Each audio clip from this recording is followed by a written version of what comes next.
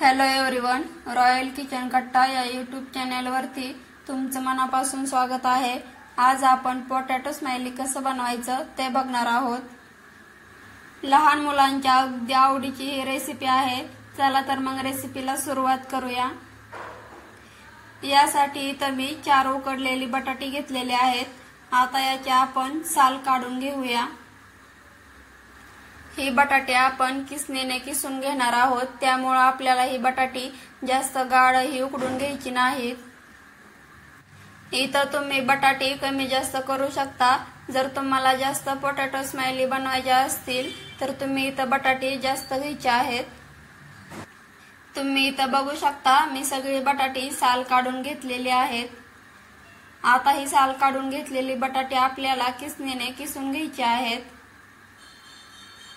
इथं आपल्याला बटाटे ही किसणीनेच किसून घ्यायची आहेत। मॅश वगैरे करण्याच्या भानगडीत अजिबात पडायचं नाही। जर आपण बटाटे ही मॅश करून घेतली तर त्यामध्ये बटाट्याचे तुकडे राहतात, त्यामुळे आपल्याला ही बटाटे किसणीनेच किसून घ्यायची आहेत। तुम्ही जर माझ्या चॅनलवरती नवीन असाल तर चॅनलला लाईक, शेअर आणि सबस्क्राइब करायला विसरू नका। तुम्ही इथं बघू शकता मी सगळे बटाटे किसून घेतलेले आहेत। आता इथं आपल्याला 1 वाटी पोहे घ्यायचे आहेत। या पोह्याची आपण पूड करून घेऊया। तुम्ही इथं बघू शकता मी पोह्याची पूड करून घेतलेली आहे। किसलेल्या बटाट्यामध्ये थोडीशी हळद टाकायची आहे, तसेच चवीनुसार मीठ टाकायचं आहे आणि आपण जी पोह्याची पूड करून घेतली होती ती ओतून घ्यायची आहे। आता हे सगळं एकजीव करून याचा आपल्याला घट्टसर असा गोळा तयार करून घ्यायचा आहे। यामध्ये खरं तर कॉर्न फ्लोअर टाकतात, पण कॉर्न फ्लोअर हे आपल्या सर्वांच्या घरी उपलब्ध नसतं, त्यामुळे मी पर्याय म्हणून इथं पोहे घेतलेले आहेत, कारण पोहे हे आपल्या सगळ्यांच्या घरी उपलब्ध असतात। आता याचा घट्टसर असा इथं मी गोळा तयार करून घेतलेला आहे। यामध्ये जर तुम्हाला काही मसाले ऍड करायचे असतील तर तुम्ही ते ऍड करू शकता, पण पोटॅटो स्माइली मध्ये मी जेवढे साहित्य घेतलं आहे तेवढंच असतं। चपाती लाटण्यासाठी आपण जसा गोळा तयार करून घेतो अगदी तसाच इथं गोळा आपल्याला तयार करून घ्यायचा आहे। आता हा गोळा आपण पळपुटावरती ठेवून लाटून घेऊया। इथंही हा गोळा बटर पेपर वरती लाटला जातो, पण बटर पेपरही आपल्या सगळ्यांच्या घरी नसतो, त्यामुळे इथं मी किराणा मालामध्ये जी प्लास्टिकची पिशवी भेटते ना ती घेतलेली आहे। इथं आपल्याला हे जास्त पातळही नाही करायचं आणि जास्त जाडही नाही ठेवायचं, मध्यम आकारामध्ये हे लाटून घ्यायचं आहे। हे एकदम गोल आकारामध्येच लाटलं जावं असं काही नाही, कारण आपण नंतर एका टोपणाच्या साहाय्याने त्याला गोल आकार देऊन घेणार आहोत।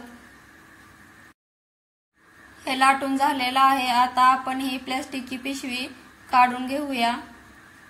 बघू शकता अगदी सहजपणे ही पिशवी निघते, अजिबात चिकटत वगैरे नाही। इथं मी पाणी पिण्याच्या बॉटलचं झाकण घेतलेलं आहे। तुम्ही कोणतंही झाकण घेऊ शकता, किंवा तुमच्याकडे जर लहान आकारामध्ये एखादी वाटी असेल तर तुम्ही त्याने हे आकार देऊ शकता। तुम्ही इथं बघू शकता एकदम गोल आकार आलेला आहे। आता याच्या साईडचे जे मिश्रण आहे ते आपण काढून घेऊया। डोळ्याचा आकार देण्यासाठी इथं मी जे आपण पापड लाटतो ते बेलन घेतलेलं आहे। तुम्ही इथं हातानेच बोटाच्या साहाय्याने देखील गोल आकार देऊ शकता। आणि स्माइली बनवण्यासाठी इथं मी चमच्याचा वापर केलेला आहे। आणि स्माइलीचा आकार हा सर्वांना जमतो, कोणच असं नसेल की त्याला स्माइलीचा आकार जमत नाही। तुम्ही इथं बघू शकता अगदी सहज अशा आपल्या या पोटॅटो स्माइली बनवून तयार होतात। या पोटॅटो स्माइली बनवण्यासाठी कोणतीही वस्तू किंवा साहित्य विकत आणण्याची गरज वगैरे नाही। जे आपल्या घरामध्ये साहित्य उपलब्ध असतं त्यामध्ये या पोटॅटो स्माइली बनवून तयार होतात। बघा एकदम मस्त आकारामध्ये आपल्या ह्या स्माइली बनवून तयार आहेत। आता अशाच पद्धतीने मी इथं आणखीन एक गोळा लाटून घेतलेला आहे। आता यावरची प्लास्टिकची पिशवी आपण काढून घेऊया.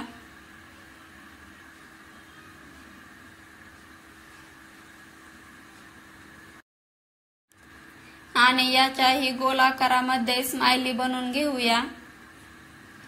नाश्त्यासाठी देखील तुम्ही या पोटॅटो स्माइली बनवू शकता किंवा जर लहान मुलांनी काही खाण्याचा हट्ट केला तर तेव्हा तुम्ही त्यांना ह्या स्माइली बनवून देऊ शकता.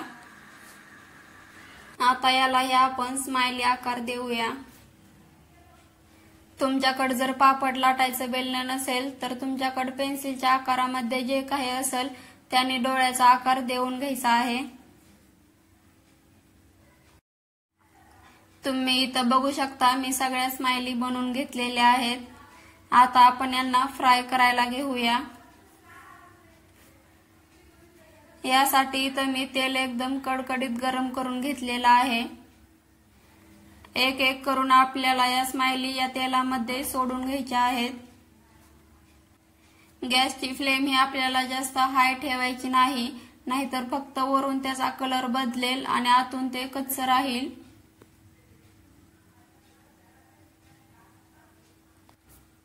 तुम्ही इथं बघू शकता आपल्या स्माइली अगदी सहज पलटत आहेत.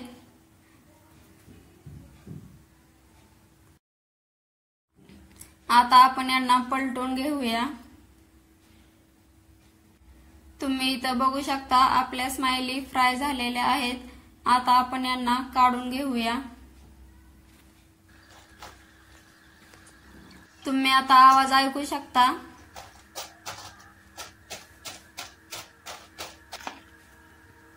आवाजावरून तुम्हाला समजलंच असेल की आपल्या पोटॅटो स्माइली किती क्रिस्पी झालेल्या आहेत.